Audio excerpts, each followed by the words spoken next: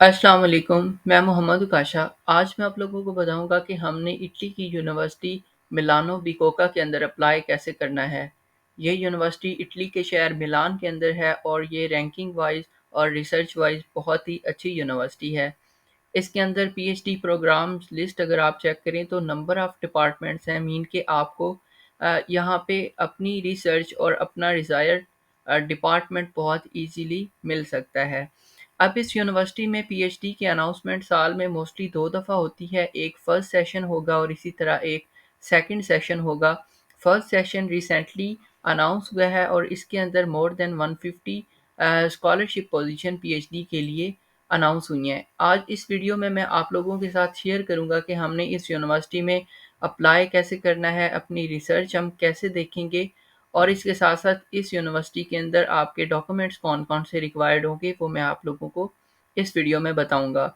इसके अलावा इटली की जितनी भी अनाउंसमेंट होंगी स्पेशली पीएचडी के हवाले से, तो वो मैं अपने यूट्यूब चैनल के ऊपर आप लोगों के साथ शेयर करूँगा बिकॉज़ मुझे लास्ट ईयर एक्सपीरियंस रहा इटली के अंदर अप्लाई करने का और अल्हम्दुलिल्लाह मैंने 3 यूनिवर्सिटीज़ के अंदर अपनी पोज़ीशन को सिक्योर किया। मैं अब आप लोगों के साथ इस यूनिवर्सिटी का प्रोसीजर शेयर करता हूँ। फर्स्ट ऑफ ऑल तो आपकी अनाउंसमेंट इस यूनिवर्सिटी में 21 मार्च को हुई है और इसकी डेडलाइन आपके पास 19th अप्रैल है।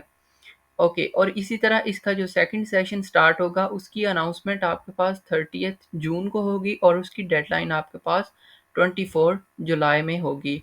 और बहुत से स्टूडेंट का ये भी क्वेश्चन होता है कि हमारा एमफ़िल अभी कंटिन्यू है, क्या हम पीएचडी के लिए अप्लाई कर सकते हैं? येस, आप कर सकते हैं। अगर आप पीएचडी स्टार्ट डेट से पहले-पहले अपने ऑफ़िशियल डॉक्यूमेंट्स जिसे हम अपनी ट्रांसक्रिप्ट और डिग्री बोलेंगे वो आप उनको प्रोवाइड कर सकते हैं, तो फिर आप अगर आपका एमफ़िल 3rd या 4th सेमेस्टर भी है मतलब आपका एमफ़िल रिसर्च का फाइनल ईयर है, तो भी आप इस यूनिवर्सिटी में या फिर किट इटली की किसी भी यूनिवर्सिटी में अप्लाई कर सकते हैं।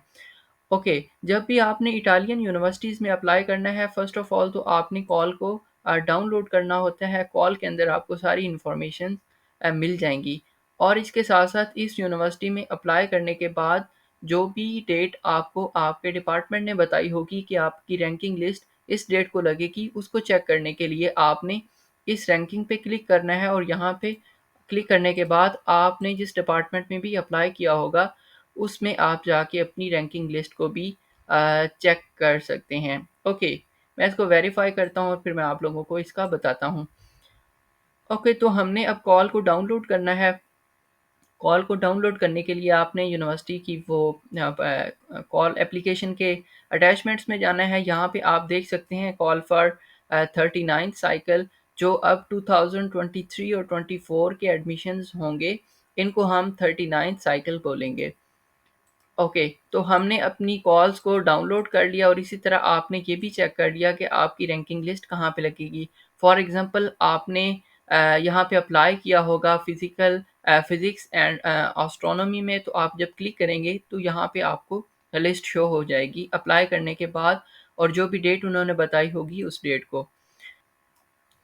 ओके, तो ये हमारे पास कॉल है, इसके अंदर हमें सारी इन्फॉर्मेशंस मिल जाएँगी कि आपके डेडलाइन क्या है, इसके अलावा रिक्वायर्ड डॉक्यूमेंट्स क्या हैं और आपकी अगर आप सिलेक्शन हो जाती है, तो आपकी स्टार्ट डेट पीएचडी की वो क्या होगी।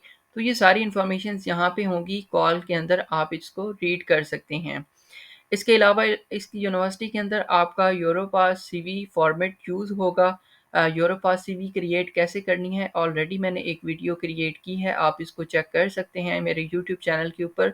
तो आपने यूरोपास सीवी इफ़ेक्टिव बनानी है, इसके साथ-साथ आपकी पब्लिकेशंस हैं, तो आपने इस फॉर्म को फिल करके इसको भी अपलोड करना है। इसके अलावा कुछ और भी यहाँ पे एनेक्सेस होते हैं, फॉर्म्स होते हैं, इनको आपने फिल करके अपलोड करना है। तो ये सारे फॉर्म्स आप यहाँ से डाउनलोड कर लेंगे और इनको आप फिल करके तो अपलोड करेंगे। इनका छोटा-सा मैं आपको रिव्यू बता दूँ तो आपने इसको स्किप कर देना है बिकॉज़ ये यूनिवर्सिटी के स्टूडेंट्स के लिए है। आपने अपना नाम लिखना है, बॉर्न आप पाकिस्तान में हैं, ठीक है?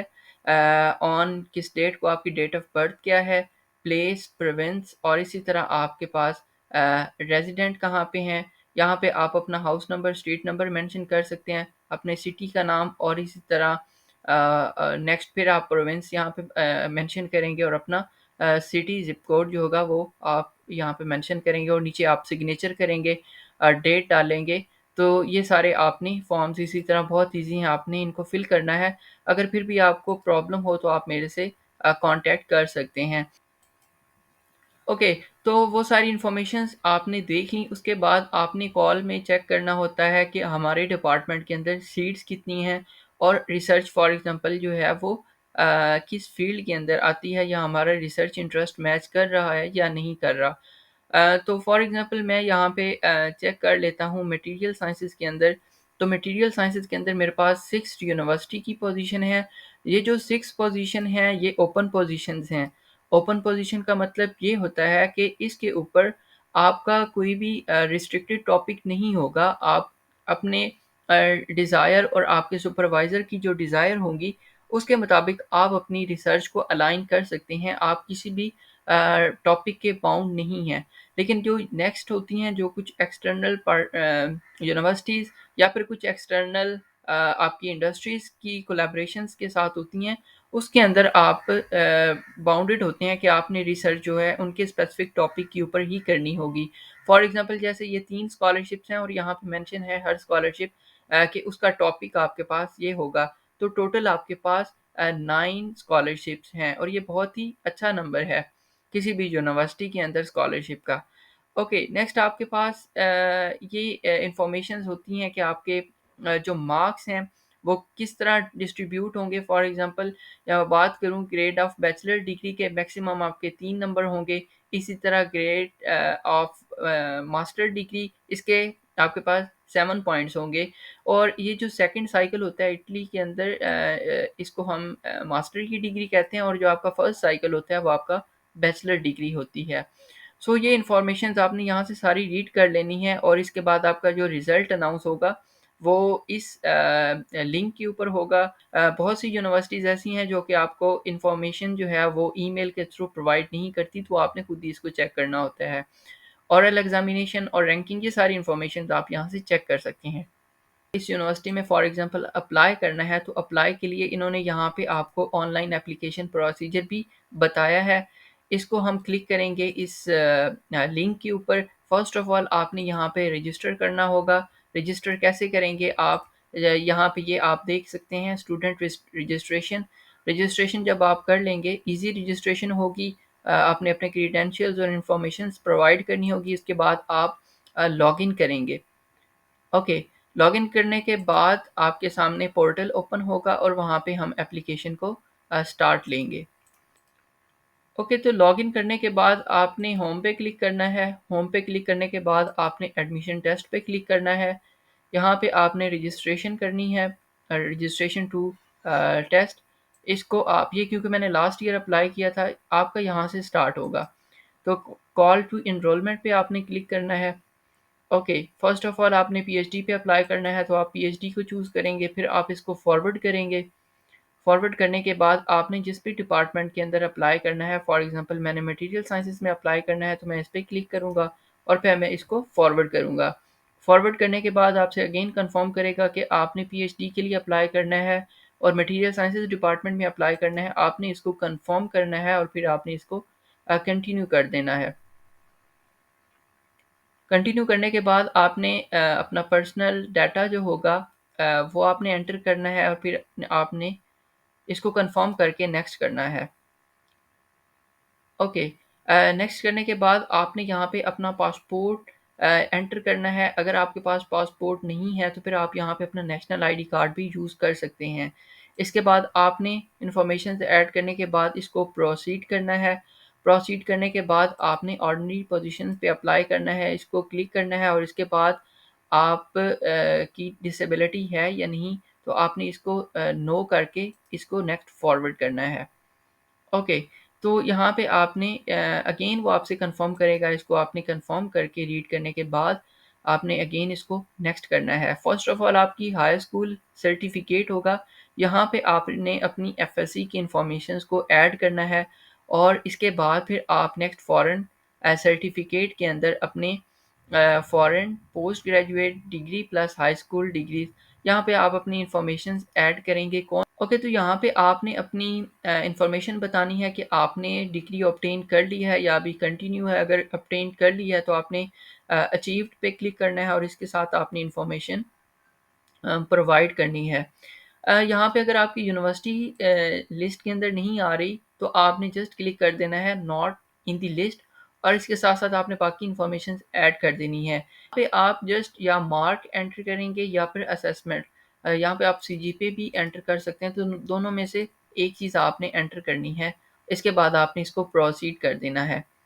ओके देखें अब क्योंकि मैंने दोनों इन्फॉर्मेशंस प्रोवाइड की थी तो इसलिए वो मेरा प्रोसीड नहीं हुआ था। आपने जस्ट एक इन्फॉर्मेशन ऐड करनी है और आपने इसको प्रोसीड कर देना है। इसी तरह बाकी भी आपने मास्टर और बैचलर की इन्फॉर्मेशंस भी यहाँ पे फ़ॉरन में प्रोवाइड करनी है। आपने अपने फ़ॉरेन एजुकेशनल डिटेल्स एंटर करने के बाद उसको प्रोसीड करना है और फिर नेक्स्ट आपके पास ये पेज ओपन होगा।